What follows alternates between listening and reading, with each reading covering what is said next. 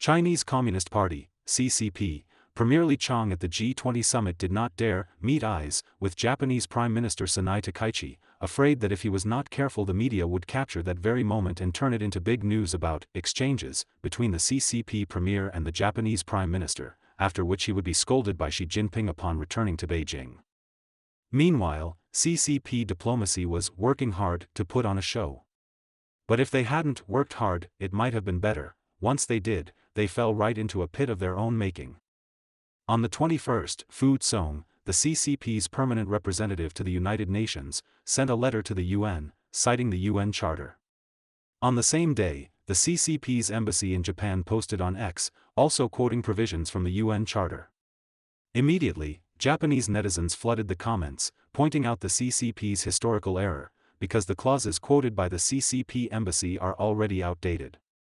Most fatal of all, they exposed the fact that the founding signatory of the UN Charter was the Republic of China, which has nothing whatsoever to do with the People's Republic of China that was only founded in 1949. This is not just lifting a rock to smash one's own foot, but actually brought the rock down on the CCP's own head. Don't miss the next drop, subscribe and hit the bell. To defend against a possible military attack from the CCP, Japan has begun deploying medium-range missiles on islands close to Taiwan and is building two-week shelters for local residents to protect citizens' personal safety. While relations between China and Japan are deteriorating, the CCP, in order to avoid angering the United States, is doing its best to appear as if relations are easing. The China-US co-produced animated film My Neza and Transformers will be broadcast on the CCP's CCTV Children's Channel from the 6th to the 14th of next month, and the news once briefly rose to the top of internet hot searches. Japan deploys medium-range missiles on islands near Taiwan. On November 23, Japan's Defense Minister Shinjiro Koizumi inspected the military base on Yonaguni Island in southern Japan. He said Japan is proceeding with a plan to deploy missiles to this base, which can reduce the likelihood that Japan will suffer an armed attack.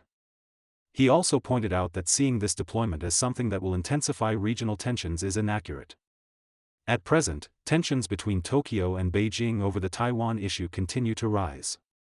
Japan plans to deploy medium-range surface-to-air missiles on Yonaguni Island as part of the expansion of its military power along the southern island chain. Yonaguni Island is about 110 kilometers from Taiwan. As for the possible impact of a Taiwan Strait crisis on Yonaguni, Koizumi said he would not comment on hypothetical scenarios. Before arriving on Yonaguni, Koizumi also inspected military bases on Ishigaki and Miyako Islands. The Ishigaki base is equipped with anti-ship missiles, while Miyako Island serves as a hub for air reconnaissance and other military facilities, including ammunition depots. Japan and the United States also have large bases on Okinawa further to the east.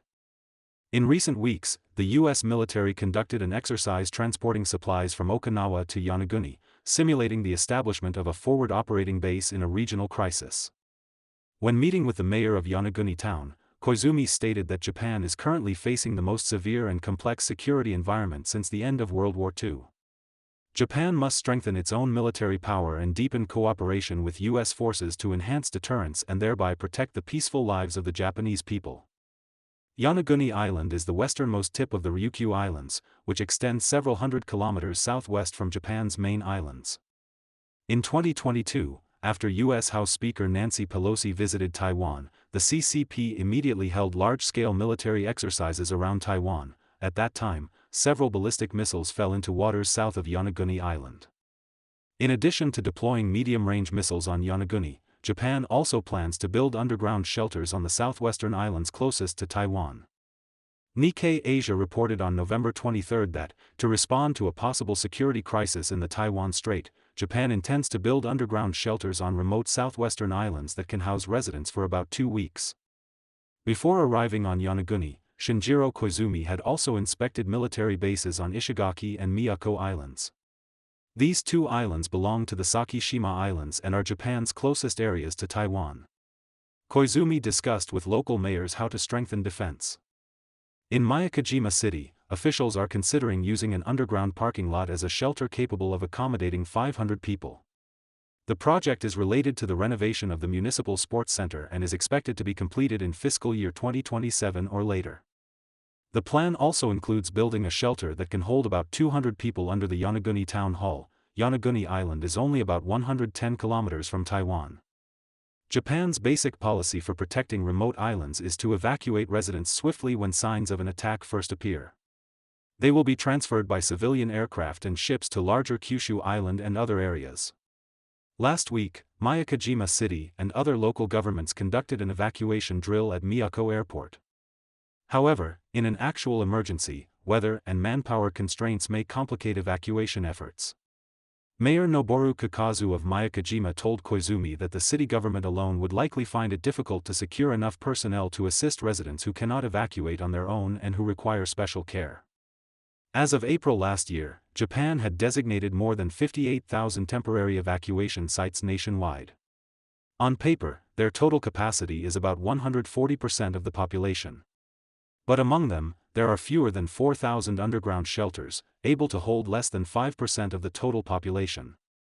While relations between China and Japan are worsening, the Dalian Maritime Safety Administration issued a navigation warning stating that from November 23 to December 7, for 2 consecutive weeks, military missions would be conducted in parts of the Bohai Strait and northern Yellow Sea, and entry would be prohibited.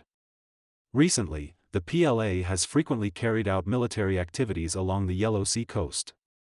From November 17 to 19, for 3 consecutive days, they conducted live-fire exercises in parts of the central Yellow Sea every day from midnight to midnight. From November 18 to 25, they held live-fire exercises for 8 consecutive days in parts of the southern Yellow Sea. Qiang deliberately avoids Sanai Takaichi. Radio France Internationale, RFI, reported on November 21 that remarks earlier this month by Japanese Prime Minister Sanai Takaichi in the Diet, saying that a Taiwan contingency could constitute a situation that threatens Japan's survival, triggered a strong backlash from the CCP and multiple retaliatory measures. The Japanese government hoped to use the G20 summit in South Africa to make contact with CCP Premier Qiang, as a way to break the deadlock. However, the G20 summit opened on the 22nd, and by the 23rd there were still no signs of any contact between top-level Chinese and Japanese leaders. According to Japanese government officials, it will likely be difficult to achieve any contact. On the opening day of the summit on the 22nd, when the group photo of national leaders was taken, Takaichi and Qiang were at one point only about 3 meters apart, but they did not speak. Qiang, chief research fellow at the Tokyo Foundation for Policy Research, a think tank familiar with CCP politics whose researcher is of Chinese origin, said on Fuji TV's program Sunday Report the Prime on the 23rd that Qiang deliberately avoided eye contact with Sanai Takaichi at the G20 summit because Qiang finds himself in a system where Xi Jinping holds all the power, so his position is actually very weak. If he casually makes eye contact with Takaichi, people's facial expressions naturally tend to soften at the moment their eyes meet. If that instant were photographed, his situation would become very dangerous once he returned home. So I think he will not see Takaichi. Fuji TV's chief commentator Toshiyuki Matsuyama, after hearing this, said, "I think the Japanese side actually wanted to find a breakthrough for what might become a long-term deterioration of Japan-China relations at this G20. He believes the Japanese government's calculation was to try to arrange some contact between Takaichi and Qiang, whether in a corridor or a lounge, as long as they could have some contact, even just getting one photo taken by an official camera would be good. But so far, they haven't succeeded." As for Beijing's side, Matsuyama further pointed out, generally speaking, it is believed that Premier Qiang does not actually have much right to speak, so he will try as much as possible to avoid contact with Japan and also avoid being photographed standing together with Japan. So he is likely to continue to evade. Program anchor Yeiko Yumizu added, "It seems as if Prime Minister Takaichi wants contact, but Premier Qiang is deliberately avoiding it." Regarding the issue of contact between Prime Minister Takaichi and CCP Premier Qiang, Deputy Chief Cabinet Secretary Masaneo Ozaki, who is accompanying the delegation, stated that Takaichi not only has to attend the summit but also has many bilateral meetings scheduled, so the timetable is very tight, no special arrangements were made from the beginning, and there are currently no decisions. Government officials said, the schedule is very tight, and if the Chinese side also does not have a positive attitude, it will be difficult to arrange contact. However, even if a Japan-China leaders' dialogue cannot be realized during this visit, communication with the CCP side will continue at various levels. Opposing Japan's Taiwan contingency, CCP mobilizes surrounding countries to speak out. According to the CCP Foreign Ministry website, on November 22, 2025 local time, while meeting with Tajik Foreign Minister Sirojidin Muridin in Dushanbe, the capital of Tajikistan, Wang said that the CCP would work with various parties to safeguard the international consensus on the One China principle and to defend the fruits of the victory of World War II. Other countries that have diplomatic relations with the CCP, such as Myanmar, Russia, Syria, Kyrgyzstan, Uzbekistan, and South Africa, have also successively made statements on the Taiwan issue. The more they stir the trouble, the bigger it gets, CCP embassy quotes UN Charter and slaps its own face. The CCP hopes to use so-called fruits of victory in World War II to highlight its own correctness and moral high ground. What it doesn't realize is that these very fruits of victory are a forbidden zone it fundamentally cannot touch, because the CCP had nothing to do with the victory in World War II. Therefore, trying to use the fruits of victory in World War II to bring itself glory is in fact digging its own grave. It could be said that the CCP is so furious it has gone mad and even wants to tamper with basic historical facts. CCP diplomacy has repeatedly blundered. While Fu Zong, the CCP's permanent representative to the UN, was citing the UN Charter in his letter to the UN, the CCP's embassy in Japan on November 21 posted on its official X account in both Japanese and Chinese, claiming that the UN Charter specifically established enemy state clauses. These clauses, it said, stipulated that if any of the fascist or militarist states such as Germany, Italy, and Japan take any steps to resume an aggressive policy, then the founding member states of the UN, China, France, the Soviet Union, the United Kingdom, and the United States, have the right to take direct military action against them without authorization from the Security Council. The Post also attached the text of Articles 53, 77, and 107 of the UN Charter. However, the CCP embassy's post was immediately flooded by Japanese netizens. In the Japanese language comments section, some Japanese netizens stressed that these provisions were transitional clauses formulated immediately after World War II and only allowed certain measures to be taken if former enemy states resumed aggressive policies. However, Japan, Germany, and several other countries have already joined the United Nations and are now sovereign and equal formal member states. Furthermore, a UN General Assembly resolution, 50/50 seconds, in 1995 clearly stated that these provisions have become obsolete. Therefore, the prevailing view in current international legal practice and academia is that the enemy state clauses are basically a dead letter and have lost their effect. Many Japanese netizens emphasize that the founding member that signed the UN Charter was the Republic of China, not the People's Republic of China that was established later in 1949. Unfortunately, it's not your country. If you really want to strictly abide by the UN Charter, shouldn't you return the representation to the government of the Republic of China?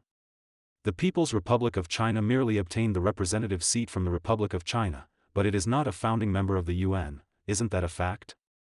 Some Japanese netizens countered, who would invade your country? Japan? Our country would absolutely not do such a thing. And to pride yourselves on being an enemy state and to tout yourselves as a great power, that's truly shameful. In the Chinese language comments section, the post was also flooded with rebuttals from netizens in Taiwan, the United States, and many other countries. The Republic of China is a founding member of the United Nations. What does that have to do with the foreign CCP? You must be talking about the Republic of China, right? Isn't the Republic of China Taiwan? When did Japan ever say it would seize Taiwan? Exactly who is panicking here? Who is actually militarizing if not you? If you really followed the UN Charter, have you protected human rights? One could say that the more the CCP stirs this mess, the bigger it gets. Even Germany and Italy have been dragged into it, yet the CCP has thrown its arms wide open to welcome them. During the G20 summit, German Chancellor Friedrich Merz told CCP Premier Li Qiang that his visit to China has essentially been finalized. At the same event, Li Qiang also met with Italian Prime Minister Giorgia Meloni, but deliberately avoided Japanese Prime Minister Takaichi. What kind of trick is this? From this we can see just how absurd and ridiculous the CCP's fruits of victory in World War II really are, utterly without standards or bottom line.